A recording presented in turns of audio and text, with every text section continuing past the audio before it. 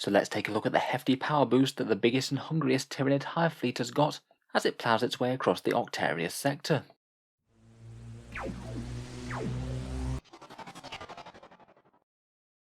Hello and welcome back to Auspex Tactics, the strategy focused 40k channel, where today we're continuing in our look at Warzone Octarius, and this time we're going to be focusing on the Tyranid rules for Hive Fleet Leviathan. As NID content goes, this book is actually fairly decent in my opinion, obviously not on the same level as a new Codex would be, but they've got a fairly decent amount of extra rules and powerful stratagems for Hive Fleet Leviathan, perhaps one of the biggest and most existential threats that the Imperium has to face.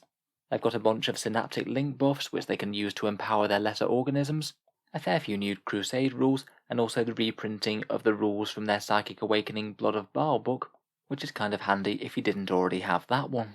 In the video today I think we'll just focus on the Codex Leviathan supplement, as there's a fair few rules to be going on with that, and I'll try and go over the synaptic link abilities in a video either later today or tomorrow. As seems to be the standard with these mini supplements now, they gain access to a bunch of new Warlord Traits, Relics and Stratagems that can be used alongside armies from Hive Fleet Leviathan.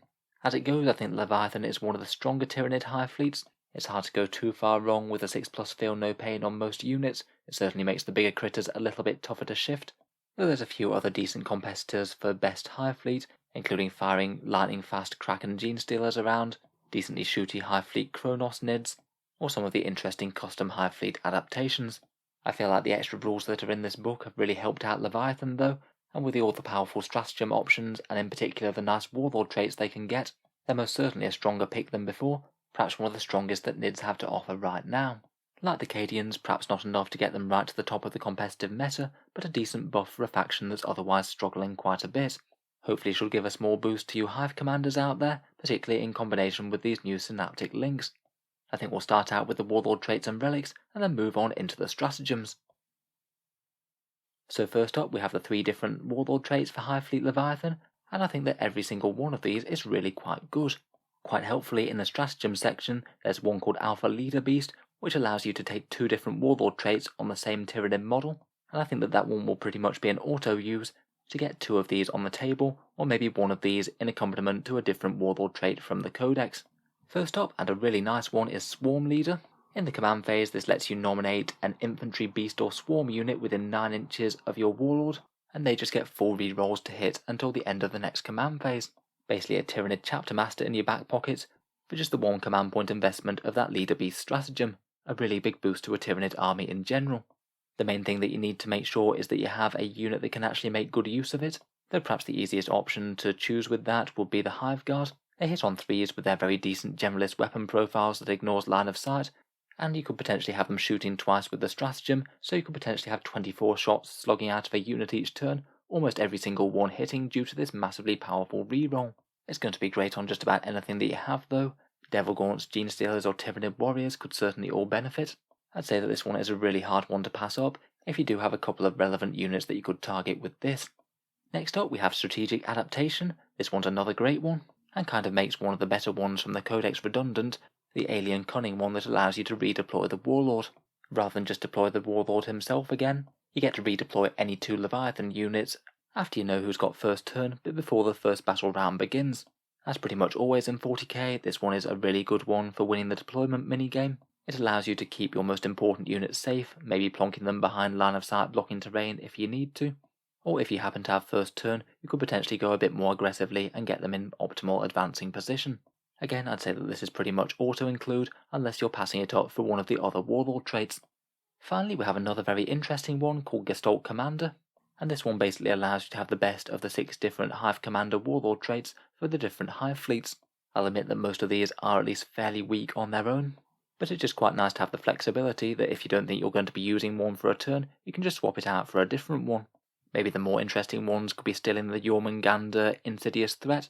That could give you a 3-inch aura of ignore cover for your shooter units to try and clear out some enemies, or maybe turn on Hydra's Endless Regeneration for a bit of wound healing if your warlord gets damaged.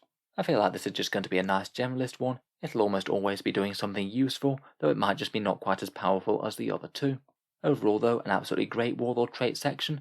I think taking Swarm Leader plus Strategic Adaptation on an Alpha Leader Beast seems like a great way of adding a ton of value to your leader organism. Next up we have 4 different relics, and again I'd say that most of these do seem really quite usable. First up, and perhaps the most easy to use one, is the Biomorphic Carapace. This one's just a nice solid defensive buff. Every time an attack's made against the model that bears this, it's -1 on the wound roll. A fairly solid defensive buff no matter who takes it, but I think it's maybe most interesting on things like Hive Tyrants, models that the enemy can target directly and also have a fairly high toughness.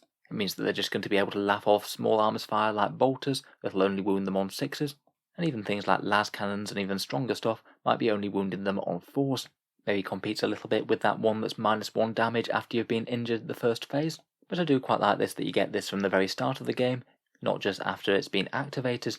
Next up we have the Void Crown, which is a psychic boost. The bearer knows an extra power, it can cast a power while doing a psychic action, and any powers that are cast on a 9+ can't be denied. I'm sure Zinch approves. I feel like this could be interesting enough on a Neurothrope, particularly as psychic actions are maybe just a little bit easier to do in terms of secondaries. You could maybe have this guy plug away at doing the ritual, while also casting some psychic powers to support the other nids. To be honest though, I'm not really sure that this outcompetes the Resonance Barb. I think that casting and denying one additional power and +1 to psychic tests are pretty much as good as you can get in terms of a psychic buffing relic, and I can't help but think that I just want to take the Resonance Barb instead. I guess it could perhaps be useful if you already have the Resonance Barb in your army though, and you want to have a psyker that focuses on doing the actions. Next we have the Synaptic Hive Blades, Relic Bone Swords or Monstrous Bone Swords, and these can ignore enemy invul saves. Ignoring invuls really is pretty handy for offing enemy characters, and it should make sure that a Hive Tyrant with Bone Swords should be able to cleave through most enemy commanders in a single turn. I'd say perhaps the main weakness of this is that Monstrous Bone Swords are usually only AP -2, so at least some of the time you might not even be forcing your opponent to their invul save. For example, if you're playing against a Space Marine Storm Shield character, then they have a 2+ save at base, they'll have a 4+ save either way, regardless of whether or not you have this relic.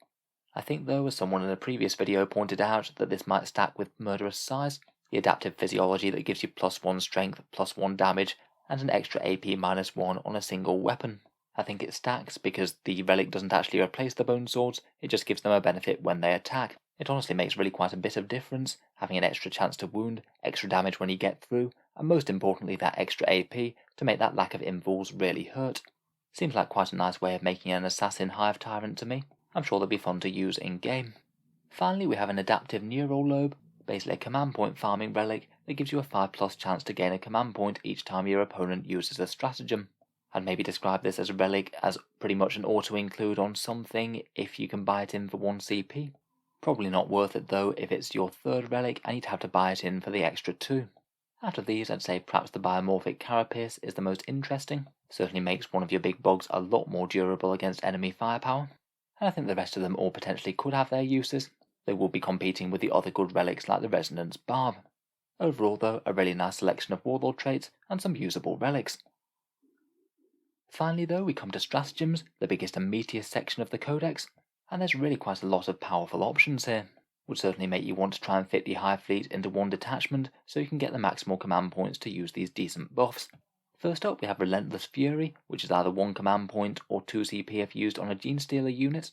It's a nice easy direct damage buff to Leviathan units, and you get exploding 6s to hit in shooting or fighting, and if you happen to use it on a big swarm with 11 or more models, then you actually get 2 extra hits on the roll of a 6 rather than just 1.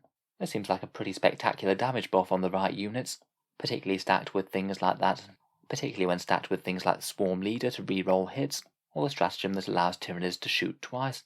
Just 1 CP for exploding 6s on anything is pretty useful in itself, though I think it's really going to come into its own on the 11+ model units, where either Genestealers or Devil Gaunts might be the best thing.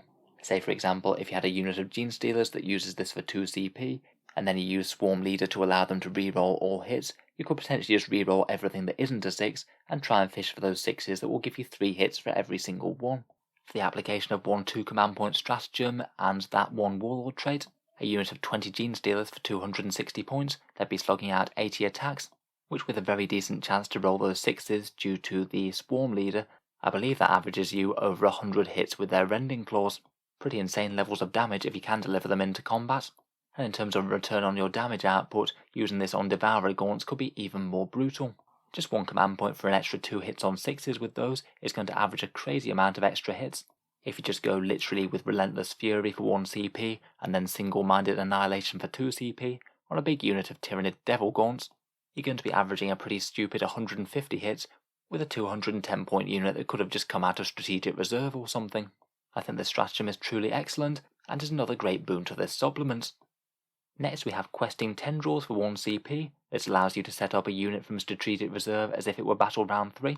That means you could be jumping a unit into your opponent's deployment zone if it really matters, potentially 1 turn earlier than you might have been able to otherwise. A little bit pricey perhaps, particularly after you've had to pay to put them in strategic reserve already, but I think sometimes that could be worth it. Next we have Alpha Leader Beast, which as I said seems to be almost an auto-include, 1 command point for an extra Warlord trait on your leader organism. Swarm Leader or Strategic Adaptation both seem like great choices to me. Next we have another one I like a lot, 1 command point animated by the Hive Mind, allows you to basically automatically trigger your death throws or similar rules where your Tyranids deal out some mortal wounds to enemies nearby when they die. If you did have a big bug nearing the end of life, you could potentially charge it into an enemy unit, maybe deal a little bit of damage to them, get killed in return, and have positioned yourself so you might be able to splat a whole load of enemy units all around you, dealing far more mortal wounds than they would have been able to deal damage in life. I really like these auto-explode stratagems, they can be very deadly in the right circumstances. Next up we have 1 CP for Synaptic Domination. This makes sure that you can get Synapse on a unit that needs it when you need it. You use this in the Psychic phase, and you basically link one of your Synapse units on the board to a non-Synapse unit, and provided they're both alive, then that other unit counts as being in Synapse range no matter where it is. Say if you happen to have a swarm that's got no Synapse leader nearby, then that could make the difference of whether or not they're going to be -1 to hit. Quite nice if you have one of your Synapse units unexpectedly killed. Next for 1 CP we have Control of the Swarm. This is an adaptive one when you lose your Warlord. You get to select one other Synapse carrot on the board, and they immediately get to generate a Warlord trait that they can have access to. Maybe something like keeping those rerolls alive and on the board if you want them. Quite nice that it's really quite flexible as well, if you think that one of the Warlord traits could really make the difference in the oncoming fight phase, or to keep them safe from damage, then it's quite nice to have the option to apply a new Warlord trait for just 1 CP. Situational, but certainly could be useful. Next for 1 CP we have Hive Mind Imperative. 1 unit within 12 inches of a Synapse unit gains Obsec. They count as double models if they already had it, and you can also shoot with the unit without an action failing. You do have to use this in your command phase though, so you can't use it on anything coming out of reserves. I guess it could be pretty nice for some pop-up Obsec on a big monster unit that's just about to charge into the enemy. Or I guess potentially interesting for a deep striking unit, maybe some of those Devil Gaunts following a Trigon into battle. They can spit out their massive damage output, and also do something like retrieve Octarius data perhaps. Next for 2 CP we have Hyper Adaptation, another one where Hive Fleet Leviathan gets to steal the stuff of the other Hive Fleets. Use it in your command phase, and for the rest of the turn the unit gets the benefit of a different Hive Fleet trait in lieu of the 6+ Feel No Pain type save that Leviathan normally gives. You could potentially use this to have Kraken-style Gene Stealers, rolling their 3d6 for their advanced rolls to help catapult them up the board in support of the Swarm Lord, or maybe even use something like Hydra's Swarming Instinct for some nice rerolls to hit in the fight phase on a big unit. I think it's pretty handy as well that this will revert back to being the Leviathan tactic in the enemy's turn, so you can potentially make use of one of the more aggressive traits like these in the Tyranid turn, and then when your opponent hits you back you're going to have the advantage of your extra defensive buffs. 2 CP seems a little bit pricey, but for the price of getting Kraken Gene Stealers across the board super quick, making or failing the charge could well be worth it, as could the rerolls in combat. Next for 1 CP we have the Void in the Warp. This one's an excellent bit of psychic defense that you can already layer on top of the Shadow in the Warp ability. It's basically one of those stratagems that gives you a 50-50 chance to deny psychic power, and it's really quite nice because this happens after you've tried to take any Deny the Witch rolls. Say your opponent just cast a really problematic psychic power, perhaps something like Chaos casting Warp Time, or someone casting a really nasty defensive boost. You can try and deny this with one of your own Psychers, and if you fail then you could hit it with this stratagem, 1 command point for a 50-50 chance to just turn it off. Really useful to have these sorts of stratagems in the bag. They could make all the difference against a heavily psychic army.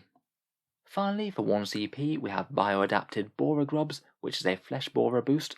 1 CP if you use it on your Termagants, 2 CP if you use it on a Tyrannofex. It means that your Flesh Borers or Flesh Borer Hives cause 1 mortal wound on wound rolls of a 6, in addition to any normal damage that they would do. The stratagem can deal a maximum of 6 mortal wounds to the enemy, and you can't combine it with something like Scorch Bugs. I guess this one could be handy for some surprise damage from those Flesh Borer weapons, particularly when you're firing against something that's got a really high save or good invuls. though you would kind of need units in the right setup to make good use of this. Either a Tyrannifex or that big unit of 30 gaunts with flesh borers to actually have a good chance of getting plenty of wound rolls of 6. I think usually for the 2 CP it's not going to be worth it on the Tyrannifex, so it's probably better used on the little critters in a pinch, just as a bit of a Hail Mary shot at causing a fair few mortal wounds if you need to scrape the last few wounds of an enemy with a really good save. Seems quite situational to me, but again potentially useful to have in the bag. Overall, I think that this is just an enormously strong stratagem section, and it's going to be a massive boost to Tyranid Leviathan armies. You can get some crazy damage output here between this and the other stratagems from the main book, particularly combining things like Relentless Fury, shooting twice with single-minded annihilation, and the Swarm Leader rule for those rerolls to hit. You can get some absolutely silly damage out of Tyranid units.